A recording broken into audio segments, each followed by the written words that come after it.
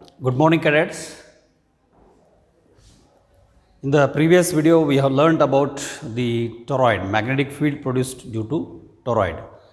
Now, we are discussing a very important thing, that is, what happens if two parallel wires carrying current are kept in a close vicinity. That is, we are discussing force between two parallel currents. It's very interesting. Let us consider two infinitely long parallel wires. Two infinitely long parallel wires, right? Infinitely long parallel wires carrying current, different current, let us say I1 through the first conductor and I2 through the second conductor, such that these conductors, these wires are kept at a perpendicular distance d. The distance between these two parallel wires is same, it is constant. Now what happens? We have studied that when the current flows through a conductor, the current is nothing but the flow of charges.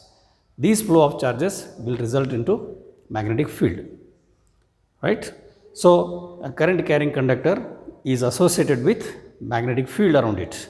So the magnetic field produced by the first conductor will exert force on the second conductor, because the second conductor is also carrying current. So the second conductor experiences force due to the first current carrying conductor. Let us see how is it. Now consider only the first conductor, right, having current I1 in the upward direction. Now due to this, if you consider a plane, circular plane here, it will have magnetic fields which are found out using the right hand rule. Right hand rule, you see, if the current is in the upward direction, the magnetic field lines are in the anti-clockwise sense in this perpendicular plane. So I am drawing magnetic field lines in the anti-clockwise sense. So if you go on drawing like this, you will find the magnetic field lines. Yes, this is how we get circular magnetic field lines around the current carrying conductor of current I1. See here, we are interested at this point at a distance d from the perpendicular distance d from the current wire I1. Now here is second conductor. This second conductor experiences a force due to the magnetic field that is present here. So here we can find out the direction of magnetic field. The direction of magnetic field, if you just look at it, it will be pointing inwards, perpendicular to the plane, and it points inwards. So that is shown by points inwards. So that is shown by cross mark. So magnetic field is pointing inwards, and at this particular point, you can see here the magnetic field is pointing outwards. You can show here magnetic field pointing outwards, right? So this magnetic field, which is perpendicular to the conductor, exerts a force. That force is nothing but Lorentz force.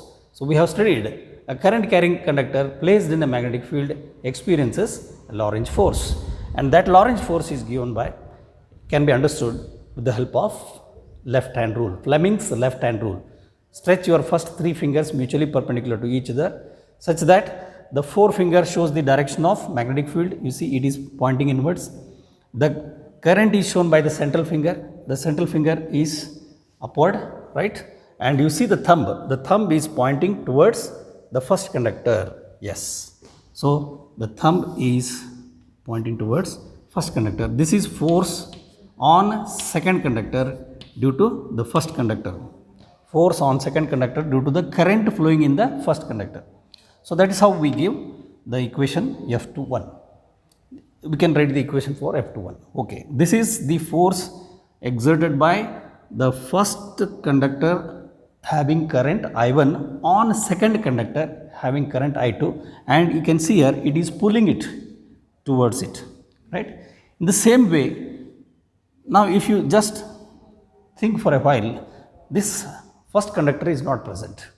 only there is a second conductor which is infinitely long straight conductor carrying current I2. So this is also having its own magnetic field, and again this magnetic field lines can be found out using the right hand rule. Stretch your thumb vertically upwards along the direction of the current, and the field lines are again given by the curling of the fingers in this plane. Curling of the fingers are again pointing inwards here and pointing outwards this side. So if you draw the field lines in the same manner, you see here, this is how we can draw the field lines for the second conductor, and at this point you see it is exerting magnetic field, and if you draw a tangent here, that tangent will be pointing outwards. So at this point you can show the magnetic field shown by dot. So dot shows the magnetic field B2 due to the current I2, and cross shows the magnetic field B1 due to the current flowing through the first conductor, that is I1, right? Now if this is the magnetic field which is pointing outwards, you can show everywhere. Here it is pointing inwards, right? This is how we can show the direction of field lines, and here it is pointing outwards. Here it is pointing outwards. Yes, here it is pointing outwards. This is for second conductor. So at this point magnetic field is acting perpendicular to the plane of the board, pointing outwards. Now I can find out what is the force exerted on conductor carrying current I1 due to the magnetic field B2. Magnetic field B2 is due to the current I2, right? So look at it again. Use your left hand, mutually stretch your first three fingers mutually perpendicular to each other to show that the field is shown by forefinger. The field is towards you, and you see the current is vertically upward. The current is vertically upward. Then naturally what happens? You see the thumb. The thumb is again pointing towards this one. So this is how the current, field, thumb. The thumb is acting in this direction. So this is the force on first conductor due to the current in the second conductor. So you can see two forces which are pulling each other. So force on second is towards first conductor, force on first is towards second conductor. So therefore they exert mutual attractive force. So you will find that these two current carrying conductors are exerted by mutual attractive force. Thus we say that parallel currents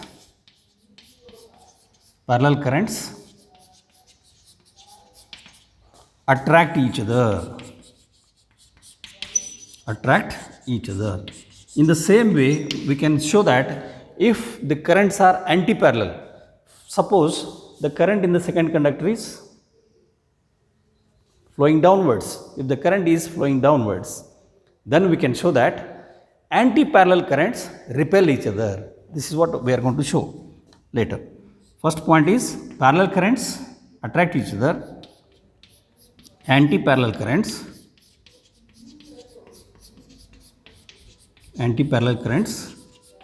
repel each other. This is very interesting. Repel each other. Okay. Now let us calculate these magnetic fields and the forces. So first let us calculate what is the magnetic field B1 due to the current I1 through the first conductor. So magnetic field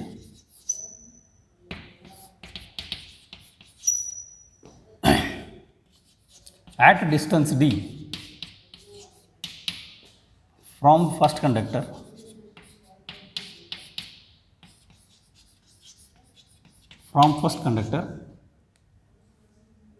carrying current I1 means what is the value of magnetic field B1, which we have already found out, the direction of which already we have found out. What is the value of magnetic field B1? So for current carrying conductor, we have already discussed this and found out using Ampere circuit law. B1 can be thus written as mu naught I1, because the current here is I1. The current through the first conductor is I1. So mu naught I1 divided by 2 pi, the perpendicular distance we have taken here d. So this is equation 1. So this magnetic field exerts Lorentz force on the second conductor carrying current I2, which is again parallel to the first conductor. So therefore, we'll calculate the force on the second conductor.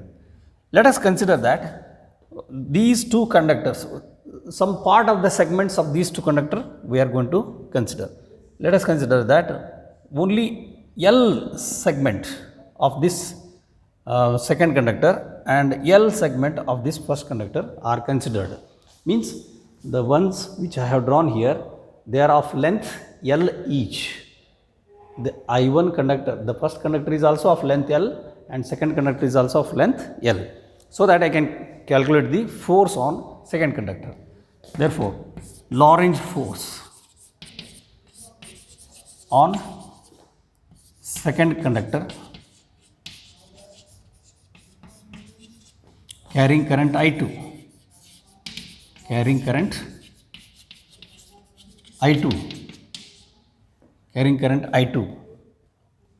due to field B1. So I will call this one as force on 1. Okay, this is force on 2. Force on second conductor. So I am writing force on 2 due to the current flowing in the first conductor. Force on 2. So I am writing force on 2 due to current in 1. So this can be written as IL cross B. Here the current here in the second conductor is carrying current I2. So it becomes I2L cross B1. So I2L cross B1, you can see magnetic field is perpendicular to the current carrying conductor. So the angle between I2L and B1 is 90 degree. So it becomes sin 90. I2L B1 sin 90. So sin 90 becomes 1. Therefore, it becomes I2L B1. So this is the force on second conductor due to the current flowing through the first conductor, due to the magnetic field of the first conductor and current flowing through the second conductor. Now just substitute the value of B1. B1 is mu naught I1 divided by 2 pi d. So this becomes I2L into mu naught I1 divided by 2 pi d. Just I have substituted the value of B1 from the first equation.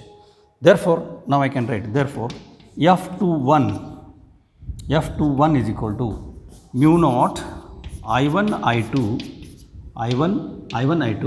into L by 2 pi d, where d is the perpendicular distance between the two parallel wires. So from this I can write, therefore, force per unit length F21 by L is therefore equal to mu naught I1 I2 upon 2 pi d. This is important equation. So this is second. So thus we get force per unit length exerted on second conductor due to the current flowing in first conductor is force per unit length equal to mu naught I1 I2 divided by 2 pi d. So we have written the force magnitude. What is the direction? And it is directed towards the first conductor. So I am writing here directed towards first conductor, towards first conductor means the first conductor is pulling the second conductor. The first conductor pulls the second conductor. In the same way, I can find out what is the force on first conductor due to the current flowing through the second conductor. In the same way, as I have found out F12, I can calculate F12. Interestingly, the force on first conductor due to second conductor, F12 upon L is also going to be mu naught I1 I2 upon 2 pi d, same magnitude, but the direction is towards second conductor. So thus they exert mutually attractive forces. So these parallel current carrying wires which are kept in vacuum or air at a distance, perpendicular distance d, exert a force of attraction between them, and these are infinitely long conductors, right? So in order to calculate force per unit length, I have considered some part of it of length L, right? Now in the same way, I can prove what is the, I can find out what is the value of B2 and what is the value of F12. Now you can see the magnetic field at perpendicular distance d from the second conductor, that is B2, due to the current I2 flowing through the second conductor. For a while, imagine that there is no first conductor at all, only there is a second conductor carrying current I2 in the upward direction as shown here. Then I have drawn the magnetic field lines, right, using the right hand rule, using the right hand grip rule. So magnetic field is pointing vertically outwards. What is the value of this magnetic field B2? Again, that can be calculated using Ampere circuit law as we have done earlier. B2 is equal to mu 2 I2, because the current flowing through this is I2 divided by 2 pi d. So this I am calling it as equation 3. So this is pointing vertically outwards. Earlier it was pointing inwards due to the first conductor. Now it is due to the second conductor, it is pointing outwards. Now due to this magnetic field, now look at the current carrying conductor having current I1. So this current carrying conductor carrying current I1 experiences a sideway force called as Lorentz force. So Lorentz force on first conductor carrying current I1, Lorentz force on first conductor carrying current I1 is given by due to the magnetic field B2 is given by F12, force on 1 due to the current in 2, force on 1 due to 2 is equal to I1L. In the same manner, I1L is the current element, I1L, because it is carrying current I1, I1L into B2. It is not into, it is cross, I1L cross B2. So again the angle between them is 90 degree, I1L B2 sin 90, sin 90 is 1, we get I1L B2. So in the same way we get I1L mu naught I2 divided by 2 pi d. Thus we get force on 1 due to 2, F12 is equal to mu naught I1 I2 L divided by 2 pi d. This is directed towards the second conductor. You see, it is directed towards second conductor. This is F12 and this is F21, directed towards first conductor. This is directed towards second conductor. So you will find there is a mutual attractive force. So we have written parallel currents attract each other. Thus force per unit length is given by F12 by L. Taking this L to the left hand side, we get mu naught I1 I2 divided by 2 pi d. So this is fourth equation. So from the second equation and fourth equation, you can see force per unit length F21 by L is equal and opposite to force per unit length F1 by F12 by L. Thus we conclude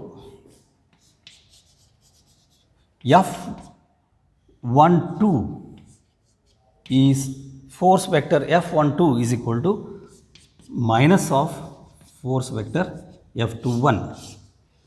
So Newton's third law is being observed here. There is a mutual force of attraction. Force on 1 due to 2 is equal and opposite to force on 2 due to 1. This is also in accordance with Newton's law. So parallel currents, when the currents are in the same direction, these parallel currents attract each other, they pull each other. If it is anti-parallel currents, anti-parallel means one current in the upward direction, another current in the downward direction, then they exert repulsive force on each other. So let us see how anti-parallel currents exert repulsive force on each other. By just drawing the diagram, you will be able to find out. Yes, now you can see I have drawn again parallel wires. Now in the first conductor, the current I1 is in the upward direction. In the second conductor, the current I2 is in downward direction, right? Upward and downward direction. So they are called as anti-parallel currents. Again, the perpendicular distance between them is d. The distance between them is again d.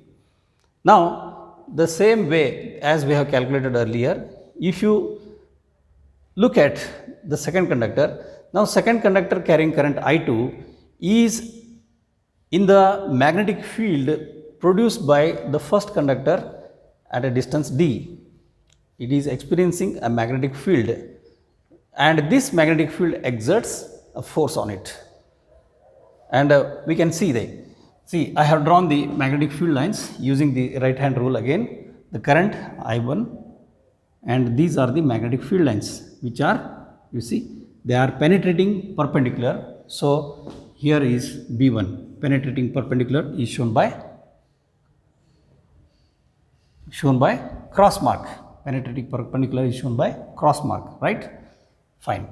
And here they are penetrating outwards. They are penetrating outwards. So this magnetic field which is penetrating inwards exerts Lorentz force on it. Again we use Fleming's left hand rule. Using Fleming's left hand rule, hold the central finger along the direction of current and let the magnetic field is shown by forefinger for field pointing inwards, and you see the thumb is pointing outwards, pointing sideway. The thumb points sideway. So this is force on 2 due to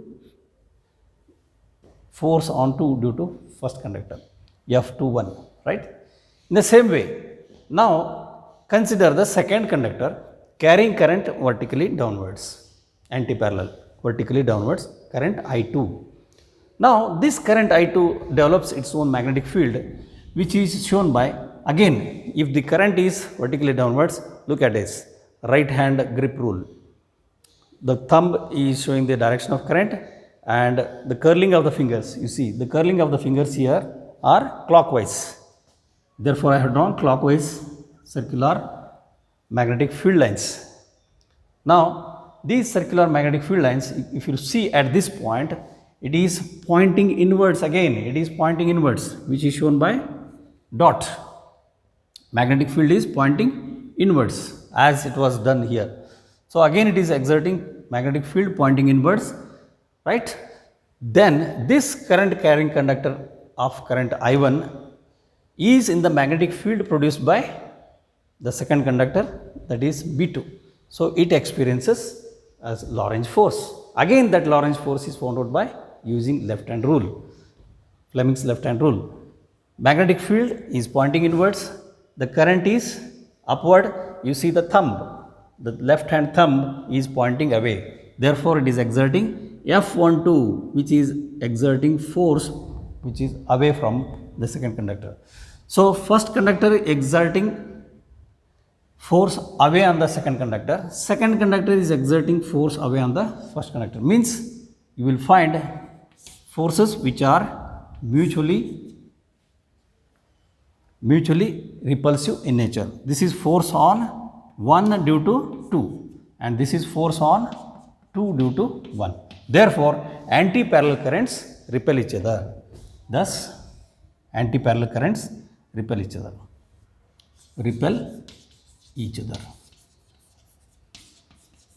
As we have already proved, the force per unit length magnitude remains the same, mu naught I1 I2 divided by 2 pi d. The only difference here is the forces are mutually repulsive in nature and they are equal in magnitude. Again, we can write mutual force of repulsion F12 is equal and opposite to F21. So again, Newton's third law is found to be observed here. Newton's third law is observed. Newton's third law is valid. So from this discussion, force per unit length is mu naught I1 I2 divided by 2 pi d. This implies that force of attraction or repulsion, force of attraction exerts when there is parallel currents. Force of repulsion exerts when there is anti-parallel currents, when the currents are anti-parallel. So, but the forces are equal in magnitude, opposite in direction. F12 is equal to minus F21. Fine. Now, force is directly proportional to product of currents and force is inversely proportional to distance of separation, perpendicular distance of separation. More the distance apart the parallel currents, less is the force of attraction or repulsion. Lesser the distance between the two parallel currents, more is the force of attraction or repulsion, right? Inversely proportional to D. So this equation helps us to define the SI unit of current. The SI unit of current is ampere, as you all know. SI unit of current.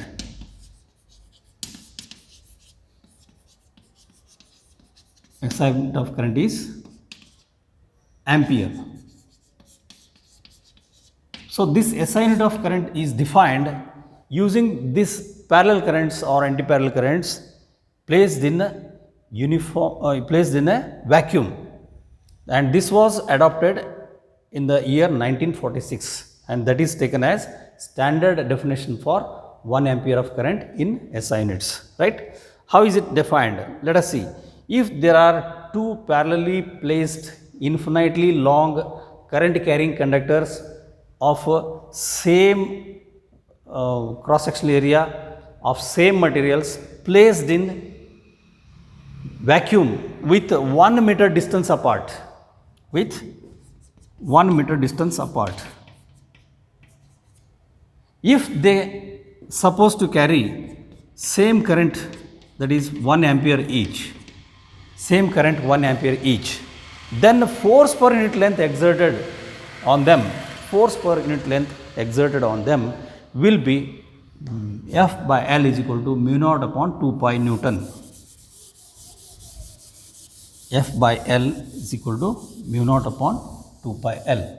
So if you just substitute 1 into 1 and this D also as 1 and you substitute the value of mu naught, that is 4 pi into 10 to the power of minus 7 Tesla meter per ampere, which is the permeability of free space. If you substitute it here, we get force per unit length becomes equal to mu naught upon 4 pi is this one, okay, 10 to the power of minus 7.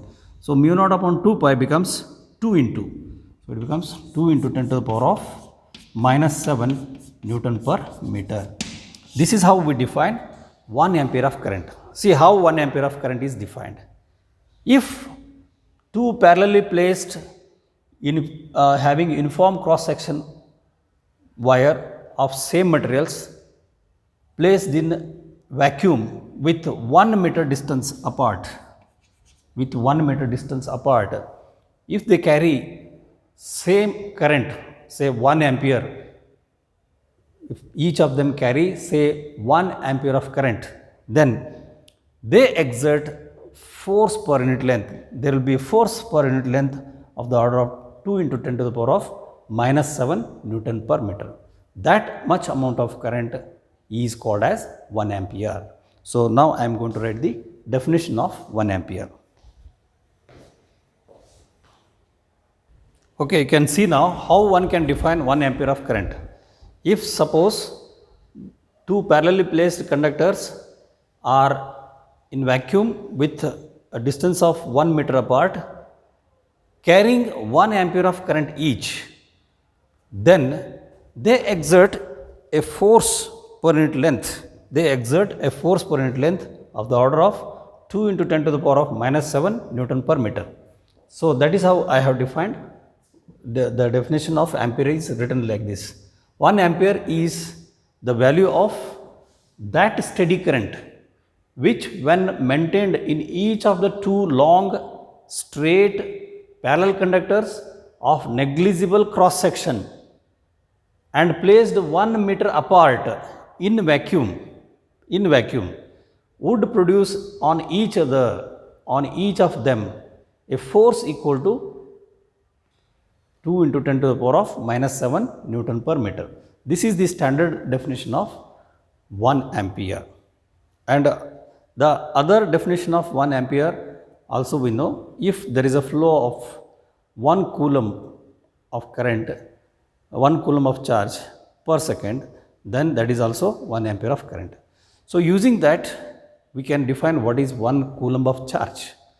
So when we have defined 1 ampere which is exerting a force of 2 into 10 to the power of minus 7 Newton per meter on two parallel conductors of negligible cross section placed parallel to each other in vacuum, then 1 coulomb of charge is that charge which when flow with the current of 1 ampere, the 1 ampere of current in 1 second. The amount of charge that flows when 1 ampere of current flows in 1 second, then that amount of charge is coulomb. Q is equal to IT. So here if I is equal to 1 ampere and time t equal to 1 second, then we define 1 coulomb of charge as equal to 1 ampere second. So 1 ampere second is how we define it as 1 coulomb of charge. Okay, I think this is quite clear. In the next video we will solve some numerical problems and we will go ahead. Thank you. Have a nice day. Bye.